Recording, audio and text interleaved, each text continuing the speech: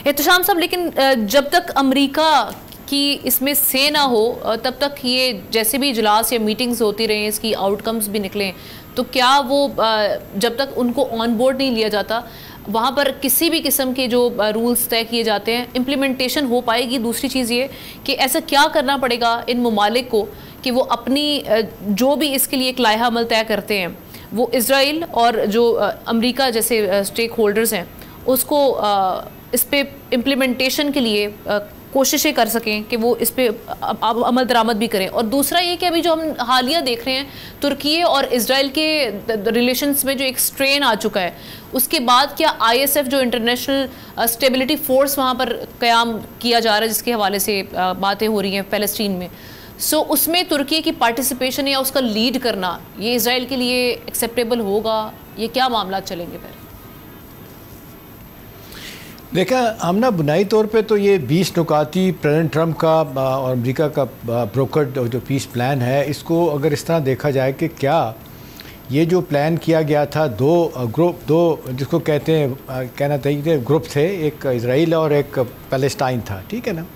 अब इस piece plan में अगर आप सारा कुछ देख लें तो बहुत से हवालों से ये देखा जा सकता है कि जो तहफ़्फ़ुज़ात फ़लस्तीन के लोगों के हैं या सही मानों में जो 8 ममालिक हैं जो आप देख लें इसमें शामिल हैं, जो अभी मीटिंग भी यहाँ पे हो रही है इस्तांबुल में, उनकी वो बातें जो है ना मेरे ख़्याल में उस तरह नहीं मानी गई। देखें अब हम उस तरह नहीं कह सकते कि पोजीशन ऑफ स्ट्रेंथ के साथ इन और वालों की बात जो है ना वो मानी नहीं गई, और मेरा डर भी है कि आगे जाके भी नहीं मानी जाएगी। इसमें सबसे बड़ी बात देखने आना नेतन्याहू का ये कहना कि जी पीस प्लान में कहीं भी फ़लस्तीन के ये जो हम स्टेटहुड की बात करते हैं वो है ही नहीं है उसमें।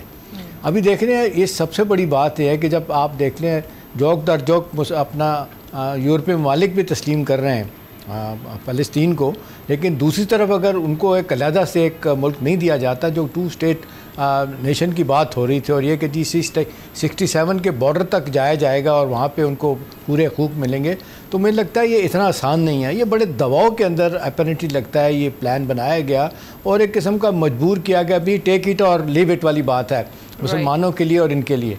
और दूसरा देख लें एक जो भी एक लेटेस्ट सर्वे आया है वहाँ पे 82% जो इजरायली आमना वो कह रहे हैं कि जी ये क्लेंजिंग पॉपुलेशन की गज़ा की कर दी जानी चाहिए। तो मतलब वो जो चाह नहीं रहे कि गज़ा में कोई फ़लस्तीनी लोग रहें। इससे पहले आपने देखा इस तरह की बातें कर चुके हैं प्रेसिडेंट ट्रंप जी, लेकिन सॉरी करके पीछे हटे कि जी इनको कोई और मुल्क ले जाए तो हम इसको जना रेवेरिया ऑफ मिडिल ईस्ट बनाएंगे। अब वहाँ पर रियल स्टेट की बातें हो रही हैं, उनके बड़े इंटरेस्ट हैं अमेरिकन के। अब सवाल ये कि ये इन मुश्किल रात में जो आप फॉरेन मिनिस्टर मुलाकात कर रहे हैं वो क्या इंश्योर कर सकते हैं। अभी देख लें सबसे बड़ी बात तो ये कि पीस अब जिस तरीके से ये हुआ सीज़ फायर हुआ, उसके आप देख लें जितनी ब्लेटेंट वायलेशन कर रहा है इजराइल, उसको कोई पूछने वाला नहीं है। फिर उसके बाद से ये बात हो रही है ह्यूमैनिटेरियन असिस्टेंस हम देख रहे हैं हमास पे शिफ्ट किया जा रहा है, जी उन पे शिफ्ट किया जा रहा है। देखिए बहुत से हवालों से तो बड़ी हद तक वो टेम हो गया है, या तो उनको ये बात समझ आ गई हमास को कि टाइमिंग इस वक्त ऐसी नहीं है कि वो बातें करें। एक बात तो उन्होंने कर दी है कि जी अनाम नहीं होंगे, वो असला नहीं छोड़ेंगे। अब उसके बाद उनकी तरफ से कोई इतना सीरियस बयान नहीं है। कहा जा रहा है कि कतर का बड़ा इन्फ्लुएंस है क्योंकि उनका वहाँ ऑफिस भी है दोहा में, तो उनकी कुछ बात सुन लेते हैं। तो फॉर द टाइम बिंग यही कहा जा रहा है कि भाई आप एक ओवरऑल एक फार्मूला तय कर लेने दें और आपकी एक रियासत किसी तरह के सामने आ जाए, उसके बाद फिर देखा जाएगा कि आपका कोई पोलिटिकल रोल हमास का बनता है नहीं बनता। दूसरी बात हमने इस वक्त जो है वो मेरा ख्याल है जो बहुत मुश्किल है वो पाकिस्तान के लिए भी है और मुसलमान मालिक के लिए। ये यूएन का अम्ब्रेला मिल जाएगा, मुझे नहीं इसमें कोई शक कि अमेरिका चाहेगा तो यूएन का मैंडेट भी हो जाए, कोई जो इंटरनेशनल फोर्स बन रहे स्टेबलाइजेशन फोर्स है। अब उसमें पाकिस्तान का जाना और फिर नेतन्याहू का कहना है कि जी हम इस्लामी ममालिक के लोगों को नहीं वहाँ जाने देंगे, ये कैसे अमेरिका इंश्योर करेगा, कैसे नेतन्याहू को मनाएगा? क्योंकि और फिर दूसरी बात है लोग जो मुखालिफ हैं पाकिस्तान में रहते हुए लोग कह रहे हैं कि जी पाकिस्तान की फ़ौज चली जाती है। अगरचे ख्वाजा आसिफ बार बार कह रहे हैं कि जब तक कि जॉइंट डिसीजन मेकिंग नहीं होती मुसलमान मालिक की, पाकिस्तान अकेला ऐसा नहीं करेगा। लेकिन फिर भी लोग कह रहे हैं कि जी जब पाकिस्तानी सोल्जर जाएंगे, ट्रुप जाएंगे तो उनको टारगेट करेगा इसराइल को तो ओपनली पाकिस्तान के ख़िलाफ़ बातें करते हैं। तो मेरा ख्याल है सब कुछ इतना आसान नहीं है। अहम बात है कि हमने अब जिस तरीके से अमेरिका यूरोपियन ममालिक ने बड़े वाज़े तौर पर इसराइल की सपोर्ट की सारे मामले में, जंग बंदी हुई है लेकिन जिस तरीके से अमल दरामद होना चाहिए उस तरह नहीं हो रहा।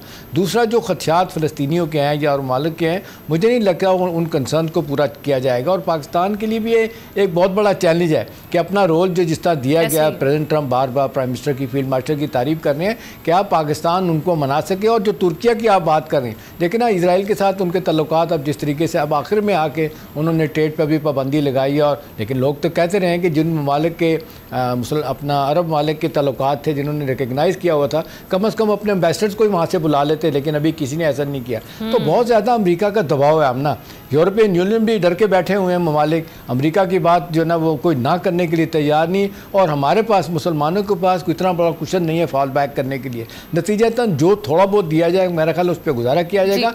आखिरी बात हमने ये कि ये बात कम अज़ कम इंश्योर की जाए कि इसकी वायलेशन ना हो सीज़ फायर की, और फौरी तौर पर जो ह्यूमैनिटेरियन असिस्टेंस पहुँचनी चाहिए, खाना पीना दवाएँ, ये उनको मिले। और इस पर सीज़ फायर पर जिसको पाबंद होना चाहिए इसको इसराइल को किया जाए। अगला मरहला कितना दुश्वार है, कितना मुश्किल है, मुझे नहीं लगता इतनी आसानी के साथ आमना ये पूरा हो सकेगा। और ये तो किसी सूरत में भी वो मानने के लिए तैयार नहीं। अब तो फ़लस्तीनी अथॉरिटी उनको भी वो इसराइल कहता ख़त्म करो, वेस्ट बैंक को भी वो कहता है कर जाऊँ। क्लोजिंग रिमार्क उनका भी ऐड ऑन करवा लेते हैं, फिर हम ब्रेक की जाने बढ़ेंगे। अली साहब, अभी अमेरिका की जब तक हम देखते हैं कि वो मर्जी ना हो, ख्वाहिश ना हो, तब तक हम देखेंगे कि लास्टिंग सीज़ फायर वहाँ पे वो पॉसिबिलिटी नज़र नहीं आ रही, क्योंकि अमेरिका ये जो टेम कर सकता है, जो लगाम डाल सकता है इसराइल को, और उन्हीं के नायब सदर की जानिब से ये पैगाम, ये इस तरह की स्टेटमेंट आना, या प्रेसिडेंट ट्रंप की जानिब से स्टेटमेंट आना कि जी अब जो वायलेशंस हो रही हैं उनका हमास की जानिब से इजरायली फ़ौजी को मारा गया, तो इस वजह से वायलेशन सामने आ रही हैं।